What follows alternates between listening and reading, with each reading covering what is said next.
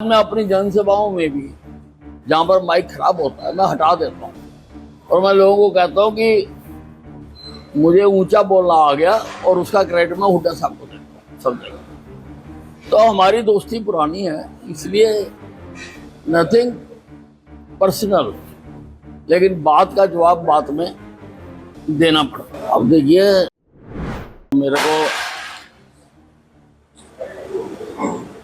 ऐसा हुड्डा साहब नहीं बनाया, क्योंकि जब 2009 से 2014 तक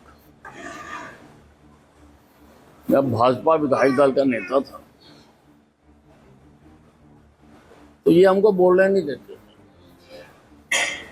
हमारे माइक बंद कर देते, हमें उठा उठा के बाहर फेंकते थे। तो उससे ही मैं ऐसा बना। उससे पहले तो मैं सीधा साधा आदमी था, उसके लिए हमें संघर्ष करना पड़ा और मुझे अपनी आवाज बिना माइक के बुलंद करनी पड़ी। आज मैं अपनी जनसभाओं में भी जहां पर माइक खराब होता है मैं हटा देता हूं और मैं लोगों को कहता हूं कि मुझे ऊंचा बोलना आ गया और उसका क्रेडिट मैं हुड्डा साहब को देता हूं सब जगह। तो हमारी दोस्ती पुरानी है, इसलिए नथिंग पर्सनल, लेकिन बात का जवाब बात में देना पड़ता। अब देखिए, सुरजेवाला जी बहुत समझदार हैं, लेकिन वो हार की कुंठा से ग्रसित हैं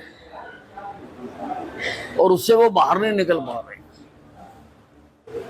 वो उनकी पार्टी द्वारा उनको निगलेक्ट एंड इग्नोर करने से दुखी है, इसलिए नेगेटिविटी उनके ऊपर बहुत हावी होती है। उनको इस देश का में कुछ भी ठीक होता नजर नहीं आता, वो डिप्रेशन के शिकार हो गए, इसीलिए हमेशा रोज इसी प्रकार की बातें करते हैं। जिस प्रकार से वेस्ट बंगाल में कानून व्यवस्था बिगड़ी हुई है और धर्म विशेष के लोगों के धार्मिक आस्था के चिन्हों के साथ अपमानजनक घटनाएं हो रही हैं, उसी की ओर मिथुन चक्रवर्ती जी इशारा कर रहे हैं, उसी की तरफ तो देश का ध्यान आकर्षित कर रहे हैं। अम्बाला को तो हमने बहुत कुछ दिया है और जब तक सांस रहेगी, जितनी ताकत बनेगी, हम देते ही रहेंगे।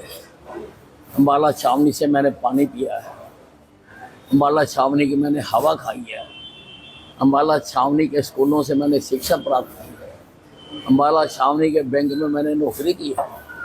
तो मैं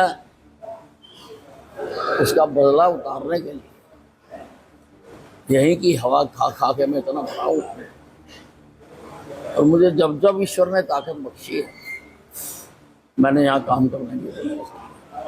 मेरे कामों की श्रृंखला बहुत लंबी है, मैं उनको नहीं दोहराना चाहूँगा, लेकिन जो आप पूछ रहे हो तो मैंने अभी दिए। मैंने 50-50 लाख रुपए 2 सरकारी स्कूलों को दिए, एक बीसी बाजार में और एक रामनगर। इन दोनों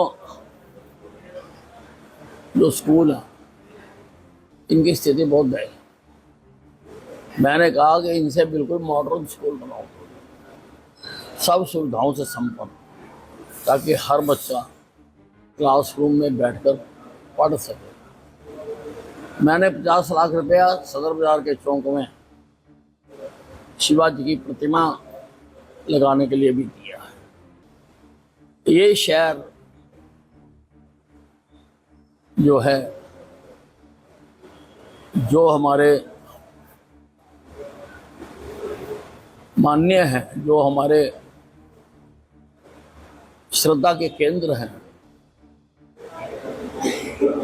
उनके लिए जाना जाए। मैंने सुभाष पार्क बनाया और नेताजी सुभाष चंद्र बोस की प्रतिमा रखी। मैंने एसडीएम कॉम्प्लेक्स में शहीद आजम भगत सिंह की प्रतिमा। मैं जीटी रोड पर 22 एकड़ में एशिया का सबसे बड़ा म्यूजियम आज़ादी की पहली लड़ाई के शहीदों को श्रद्धांजलि देने के लिए बना रहा हूँ। इसी प्रकार से शिवाजी की जो कुर्बानियां हैं उसको भी ये देश नजरअंदाज नहीं कर सकता, और हर वक्त लोगों को उनसे प्रेरणा लेने के लिए, उनको याद रखने के लिए बाजार के बीचों बीच शिवाजी की प्रतिमा लगाने के लिए भी मैंने 50 लाख रुपए दिए। मैंने रेलवे स्टेशन के पास तो स्वागत द्वार बहुत पहले बना दिया था। अब जगाधरी रोड पर भी, जहाँ से माला में प्रवेश करते हैं, वहाँ भी स्वागत द्वार बनाने के लिए मैंने 34 लाख रुपए दिए हैं।